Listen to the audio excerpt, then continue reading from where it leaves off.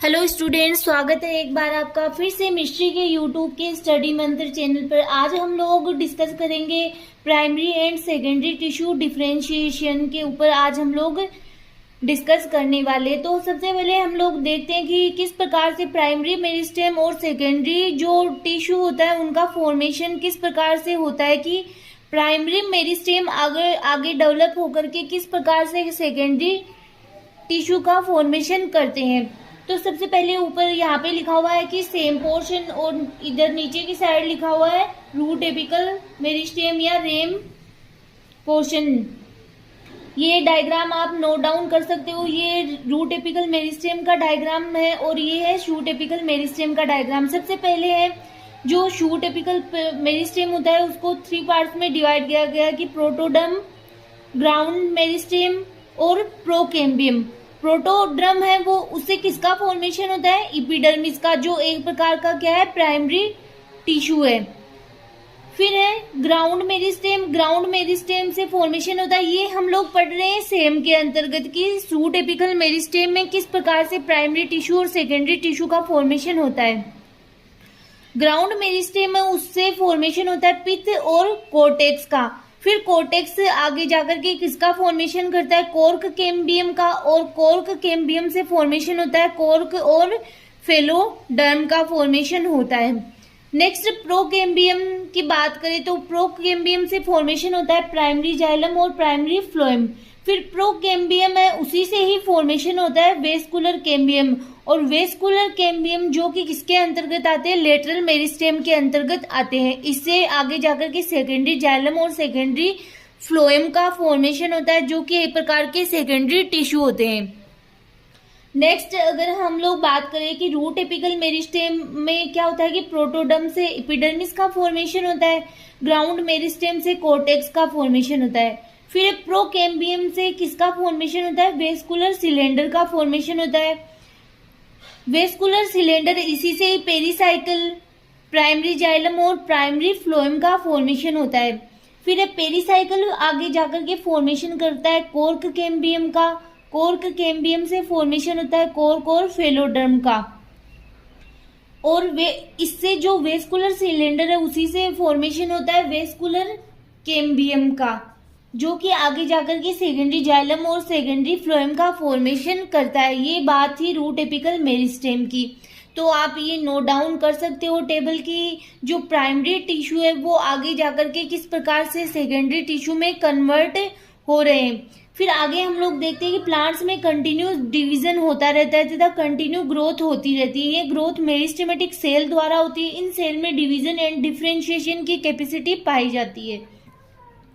Meristem tissue position के base पर 3 type का होता है। एपिकल मेरिस्टेम, ठीक है, सबसे पहला है apical meristem. Apical meristem are specialized zones. Apical meristem एक प्रकार का स्पेशलाइज्ड जोन होता है। Apical meristem region of cells capable और division and growth in root and shoot tip in plants. जो एपिकल मेरिस्टेम होता है वो रूट और शूट की टिप पर प्रेजेंट होता है, जिसमें डिवीजन और डिफरेंशिएशन की कैपेसिटी पाई जाती है। The apical meristem also known as growing tip, जिसे क्या कहा जाता है? ग्रोइंग टिप भी कहा जाता है। फिर है ये, आप चाहो तो ये डायग्राम भी नोट डाउन कर सकते हो। सबसे पहले यहाँ पे देखिए कि बाहर वाला पोर्शन है जिसे क्या कहा गया है? प्रोटोड्रम। किसका फॉर्मेशन करता है? ये है शूट एपिकल मेरिस्टेम SAM, और ये है RAM, root apical meristem. Protoderm epidermis का फॉर्मेशन करेगा। फिर ये ग्राउंड मेरिस्टेम। ग्राउंड मेरिस्टेम से हम लोग ने बात की थी कि पित्त और कोर्टेक्स का फॉर्मेशन होता है। कोर्टेक्स से आगे जाके कॉर्क कैम्बियम का फॉर्मेशन होता है, और कॉर्क कैम्बियम ही आगे जाकर के सेकेंडरी टिश्यू का फॉर्मेशन करता है। फिर आगे है बात करें कि प्रोकेम्बियम। प्रोकेम्बियम से किसका फॉर्मेशन होता है? वेस्कुलर कैम्बियम का फॉर्मेशन होता है। प्राइमरी जाइलम और सेकेंडरी जो आगे जाकर के वेस्कुलर कैम्बियम है उससे फॉर्मेशन होता है सेकेंडरी फ्लोएम और सेकेंडरी जाइलम का, और यहाँ पे है ये पित्त। फिर अगर हम लोग देखें रूट एपिकल मेरिस्टेम में वही प्रोटोड्रम से फॉर्मेशन होता है एपिडर्मिस का। ये यहाँ पे रूट एयर है। फिर ग्राउंड मेरिस्टेम से कोर्टेक्स का फॉर्मेशन होता है। फिर बाकी के जो बचे हुए पार्ट है उससे प्रोकेम्बियम से ही फॉर्मेटेड होते हैं, चाहे से वो प्राइमरी जाइलम हो, प्राइमरी फ्लोएम हो, या फिर आगे जाकर के जो वेस्कुलर सिलेंडर है उससे वेस्कुलर कैम्बियम का फॉर्मेशन होगा। फिर सेकेंडरी जाइलम और सेकेंडरी फ्लोएम का फॉर्मेशन होता है। Its main function is the growth of new cells in young seedling at the tip of root and इनका मेन फंक्शन होता है जो सीडलिंग है, यंग सीडलिंग है, उनकी जो रूट और शूट की टिप्स है उनके ऊपर न्यू सेल्स की ग्रोथ करना। ये lateral meristem are found at the margins of stem and root. जो लेटरल मेरिस्टेम होता है वो जो स्टेम और रूट होता है उसके मार्जिन्स पर पाए जाते हैं। Lateral meristem also known as secondary meristem because they are responsible for secondary growth. Lateral meristem होते हैं वो सेकेंडरी मेरिस्टेम कहलाते हैं क्योंकि ये सेकेंडरी ग्रोथ के लिए रिस्पॉन्सिबल होते हैं। Lateral meristem increase the thickness of the plants. जो लेटरल मेरिस्टेम होता है वो प्लांट्स की थिकनेस को इंक्रीज करते हैं, बढ़ाते हैं। फॉर एग्जाम्पल है फेसिकुलर वेस्कुलर कैम्बियम और interfascicular cambium and cork cambium. The secondary tissue are produced by the lateral meristem like a cork. जो सेकेंडरी मेरिस्टेम है वो सेकेंडरी टिश्यू है वो लेटरल मेरिस्टेम के द्वारा ही प्रोड्यूस किए जाते हैं। जैसे कि एग्जाम्पल है कॉर्क, यहाँ पे कॉर्क लिखा हुआ जिसको कि छाल भी कहा जाता है। फिर अगर cork cambium and vascular cambium, ये अलग से टॉपिक यहाँ पे आपके दे रखा है जिसको भी आप नोट डाउन कर सकते हो क्योंकि ये एक प्रकार से टिश्यू डिफरेंशिएशन का ही पार्ट है। The vascular cambium and cork cambium are secondary meristem that are formed in stem and roots after the tissue of the primary plant body have differentiated. कि जो वेस्कुलर कैम्बियम है और cork cambium है वो एक प्रकार के सेकेंडरी मेरिस्टेम होते हैं जो कि स्टेम और रूट में जब पाए जाते हैं जब जो प्राइमरी प्लांट बॉडी डिफरेंशिएट होकर के किसका निर्माण करती है, सेकेंडरी मेरिस्टेम का फॉर्मेशन करती है। The vascular cambium is responsible for increasing the diameter of stem and root.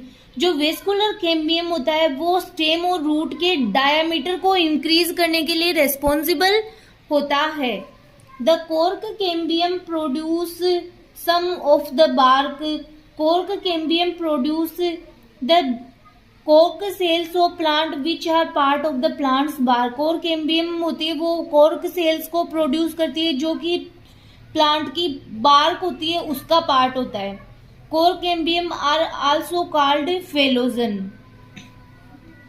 Cork cambium is made up of a single layer of undifferentiated cells. फिर अगर हम लोग डायग्राम की बात करें इसमें तो आप लोग देख सकते हो ये यहाँ पे जो बीच वाला पार्ट है उसको कहा गया है फेसिकुलर कैम्बियम। ये यहाँ पे आपकी प्राइमरी जाइलम अंदर की साइड वाला पार्ट और ये है बाहर वाला part primary phloem.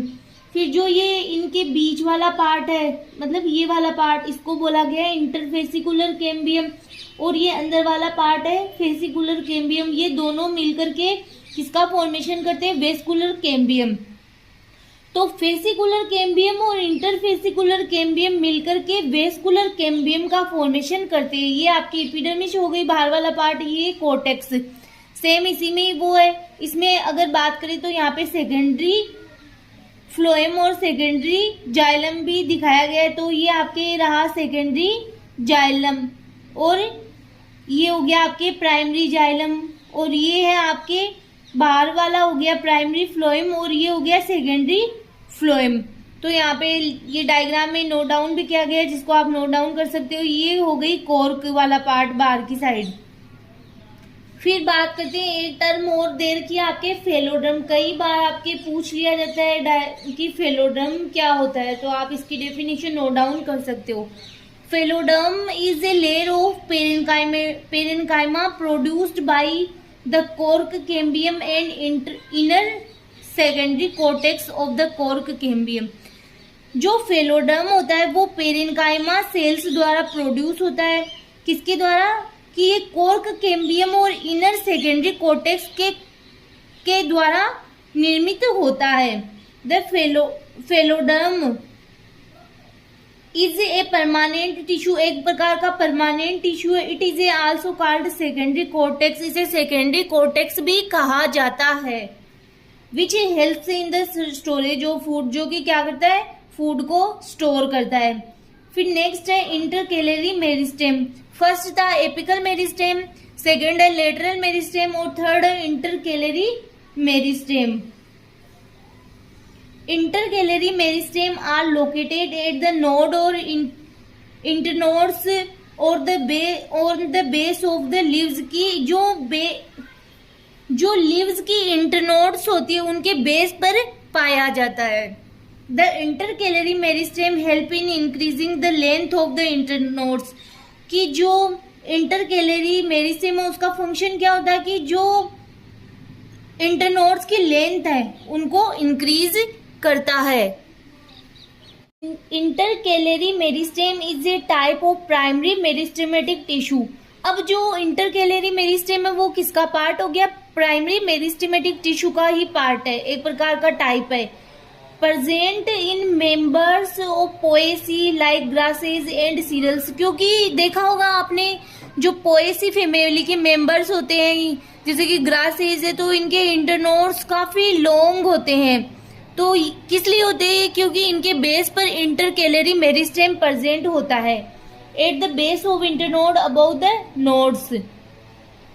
Annual rings, ये यहाँ पे आप डायग्राम देख सकते हो, ये यहाँ पे ऊपर की टिप पर प्रेजेंट है वो एपिकल मेरिस्टेम, जो ये यहाँ पे प्रेजेंट है बीच में वो इंटरकेलरी मेरिस्टेम, और जो लेटरल साइड में प्रेजेंट है पार्श्व साइड में उसे बोला जाता है लेटरल मेरिस्टेम। जो वैसे कि जो प्लांट्स होते हैं उनमें मोटाई के लिए रेस्पॉन्सिबल होता है, जैसे हमने पढ़ा थिकनेस के लिए रेस्पॉन्सिबल होता है।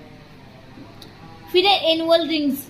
The annual rings are formed by secondary xylem, जो एनुअल रिंग्स होती है वो सेकेंडरी जाइलम के द्वारा फॉर्म्ड होती है। वैसे तो एनुअल रिंग्स की अब हम लोग बात करें तो देखते हैं कि जो सीजन्स होती है जैसे स्प्रिंग और ऑटम सीजन होती है उनमें ही एनुअल रिंग का फॉर्मेशन होता है, क्योंकि दोनों जो वुड होती है स्प्रिंग वुड और ऑटम वुड मिलकर के ही एनुअल रिंग का फॉर्मेशन करती है। तो आगे हम लोग देखते हैं annual rings are formed due to unequal activity of vascular cambium.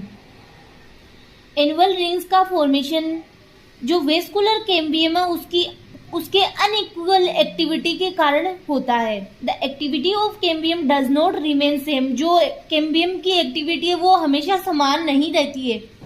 Spring and autumn season form spring and autumn wood both are called annual rings. जैसा मैंने बताया आपको वो यहाँ पे नोट डाउन किया गया कि स्प्रिंग वुड और ऑटम वुड मिलकर के किसका फॉर्मेशन करती है, एनुअल रिंग्स का। उन दोनों को साथ में मिला के एनुअल रिंग कहा जाता है।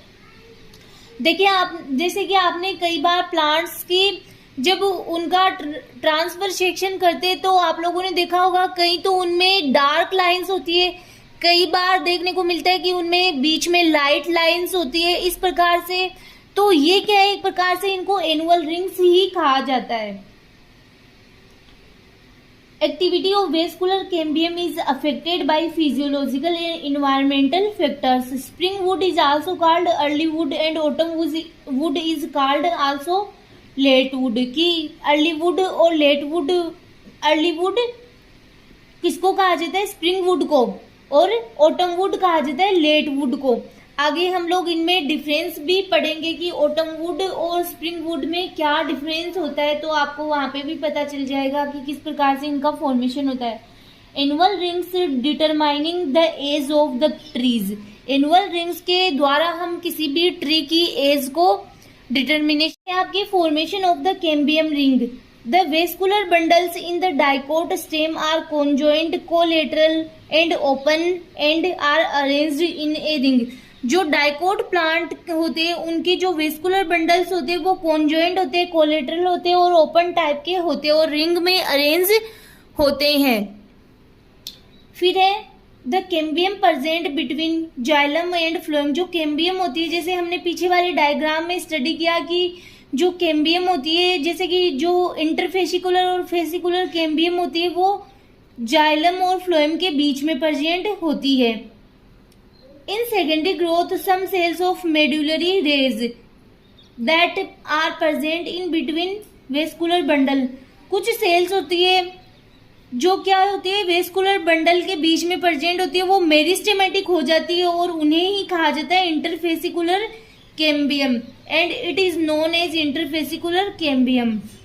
Both interfascicular and intrafascicular are formed a complete ring which is known as a cambium ring. कि जो इंटरफेसिकुलर और इंट्राफेसिकुलर होती है दोनों ही मिलकर के कंप्लीट रिंग का फॉर्मेशन करती है जिसे ही कैम्बियम रिंग कहा जाता है। ये था आपके topic primary and secondary tissue differentiation जो कंप्लीट हो चुका है। नेक्स्ट लेक्चर में हम नए टॉपिक के साथ फिर मिलेंगे। अगर आपको इस सिलेबस में किसी भी प्रकार की कोई भी प्रॉब्लम हो या फिर कोई टॉपिक आपको पहले स्टडी करना हो, आपको कोई भी जैसे कि या फिर प्लांट इकोलॉजी है या आपकी plant resources utilisation and conservation है, या फिर आपको वापस से कोई बायोटेक्नोलॉजी का कोई टॉपिक नहीं समझ में आ रहा है तो आप मुझे कमेंट कर सकते हो। मैं उस आपके टॉपिक से रिलेटेड जो भी सॉल्यूशन होगा वो जरूर बताऊंगी।